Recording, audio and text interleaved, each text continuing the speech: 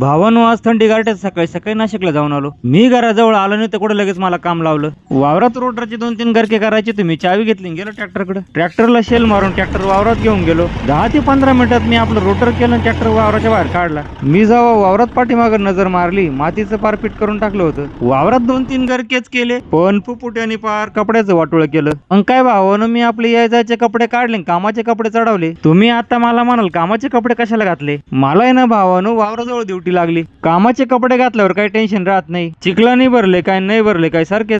इथं या वावराजवळ मी कडाला पाठ ओढून घातला. तुम्ही मला म्हणाल रिकामे पाईपाची तुकडं का बरं करून राहिलाय? ती आहे ना भावानं भानगड अशी झाली, इकडं हा तुम्हाला समोर पाईप दिसतो ना, इकडची लाईन बंद करून इकडून समोरून जी ड्रिपची पाईपलाईन येईल तिथे एक बार काढायचंय. त्याच्यामुळे हा रिकामा उद्योग चाललाय. मी आपला पाईपाचा तुकडा कापल्यावर एकसा पाणी त्याच्यातली भर काढली, एल्बोची भर काढली. एवढ्या गडबडीत मला सोल्युशनची डबी सापडा, मी आपला इकडं पाय तिकडं पाय शेवट सापडली. ड्रिपच्या पाईपाला सोल्युशन लावलं, माझ्या हातामध्ये पाईपाचा तुकडा होता त्याला सोल्युशन लावलं. सोल्युशन लावल्यावर पाईप बसून दिला. आता राहिला वरच्या भाऱ्याचा पाईप बसवायचा. मला त्याचं पुढचं तोंड लय खराब दिसलं, म्हणलं आता हे कापून काढावा. मी आपलं एल्बोला सोल्युशन लावलं, पाईप बसून दिला. तेवढ्यात पापा तिकडे पाहायला आले. पाईप काय एवढा खास बसेल नव्हता, तो निघून आला. मी त्यांना म्हणलं एवढ्या जागेत पाईप बसेल का? मग ते म्हणे बसल. त्यांनी मला फेटाचा तुकडा दिला, त्याला गुंडळ म्हणून सोल्युशन लाव. सोल्युशनच्या डब्यामध्ये सोल्युशन थोडंच राहिलं होतं. मग काय भावानो, मी सोल्युशनच्या डब्यामध्ये हात घातला, सोल्युशन लावून दिलं आणि बारा दाबून दिलं. बाऱ्याच्या पाईपाखाली माती लावली, म्हणलं पाईप नको हलायला. मी आपलं काम आटपल्यावर या जायचे कपडे घातले.